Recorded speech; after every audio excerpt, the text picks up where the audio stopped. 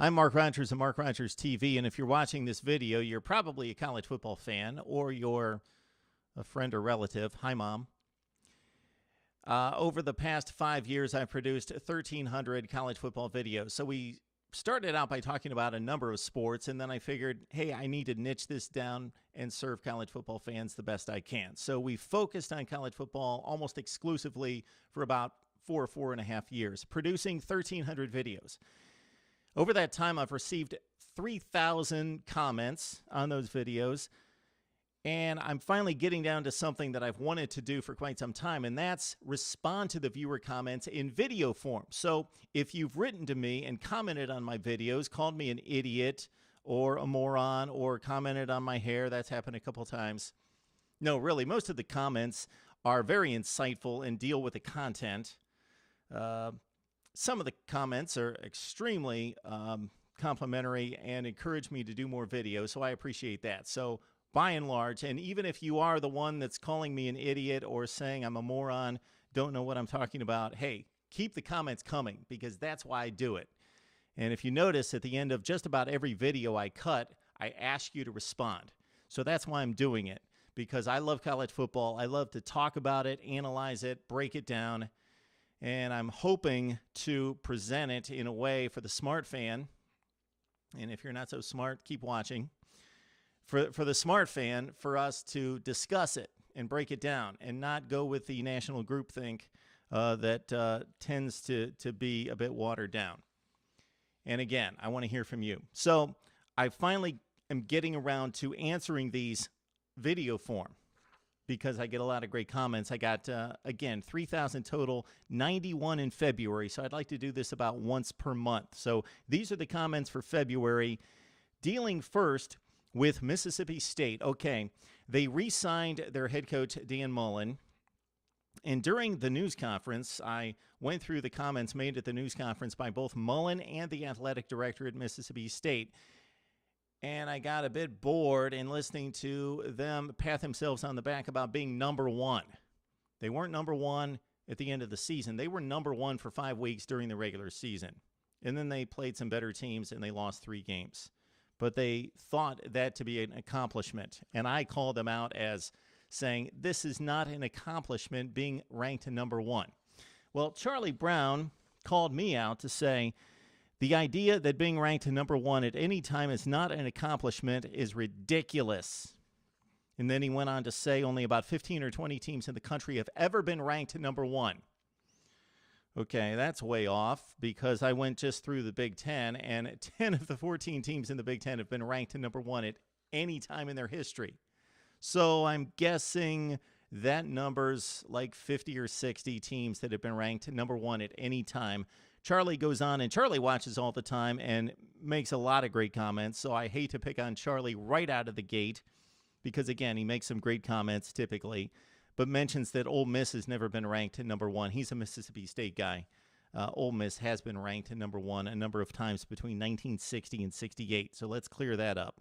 And, again, way more than 15 teams have been ranked number one.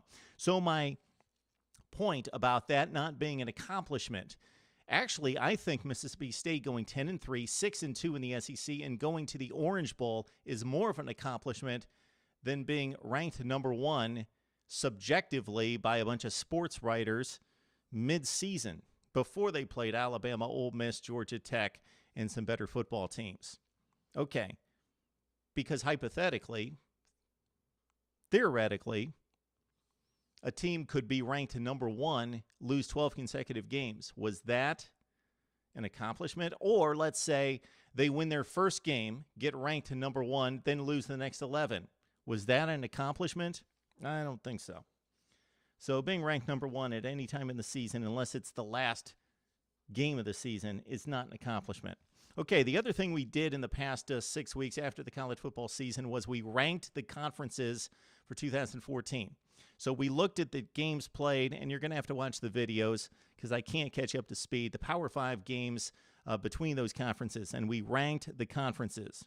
And I got a ton of response on this. Charlie, going to credit you here. I appreciate the comment here. I like your mathematical formula. It seems about as fair as it can be.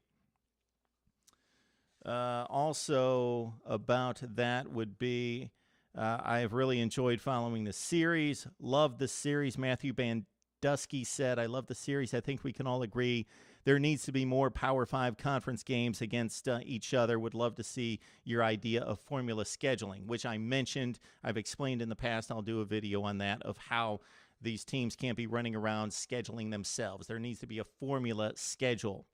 Arthur Roach says, I really enjoyed the series.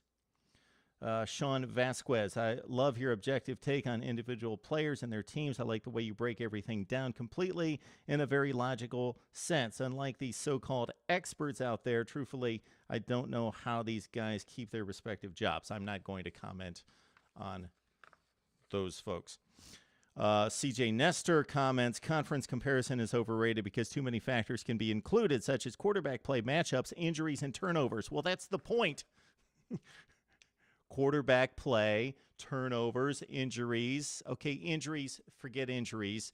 We can't go through and try to rate and evaluate injuries and how they helped or hurt a particular team. Take this other stuff into play. Well, that's actually what helps determine the results of football games, quarterback play, matchups, and turnovers. Yes, those things basically are based on talent and execution and determine the results of games, and then we rate the conferences based on the results of the games. So let's see. Sorry I'm not completely organized, but it was tough to organize 91 comments here and print those out. So that's about all we've got on the series. Love the system. The only change I would make is I would give a bonus point to wins on the road. That was mentioned a few times, and I gave credence to that, definitely. We also have a series that we're running, rating the top 5 players in the SEC at every position. And I made a bit of a out on the limb selection of Josh Dobbs, the quarterback at Tennessee, as being number 1. But one guy in particular really enjoyed that. I couldn't agree with you more on Dobbs. The Vols are going to be scary this year with Dobbs. That's from Arthur Roach a couple weeks ago. Also, we had an Oklahoma fan after the bowl collapse against Clemson chime in a little bit late because these are February comments. But concerning the Oklahoma situation, he says, hang with me. Where's the Oklahoma guy? Okay, why would anyone want Mike Stoops? I was mad when OU brought him back. LOL, I just knew it meant the end of Bob's run because he can't fire his brother. Who could? And had to fire Heupel, whose offense scored 36 points per game. 2 dudes, yes, but every other game they score enough to win. Nowadays, your offense got to average 45 points to be great. So this was one of a number of angry Oklahoma fans about the demise of Oklahoma football, another marginal season going 8-5. That came from Kendall Coachman, who also made a nice remark here. Keep up the good work, Mark. He came full circle in finding my channel a year ago and then came back to it just a few weeks ago. John O'Korn transferred from Houston to Michigan at quarterback. We cut a video on that, and it seems a bit odd that he would make that decision considering Michigan's bringing in 2 top-flight quarterbacks, and he's not going to be able to play until 2016. So that was commented on several times, and in particular here, we'll get to it. We will.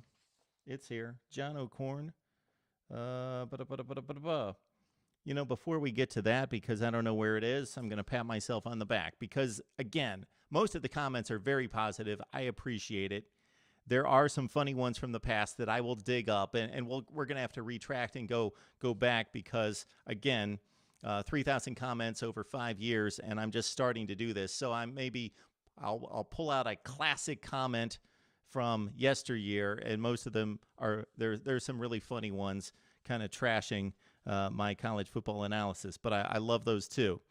Navy Thomas 8, this guy's great. Go watch his YouTube channel. He gets on his motorcycle and he talks college football. And he does other things, but he's got a great channel there. He says, can't wait for the final now. Great job, Mark. He's talking about the conference comparisons.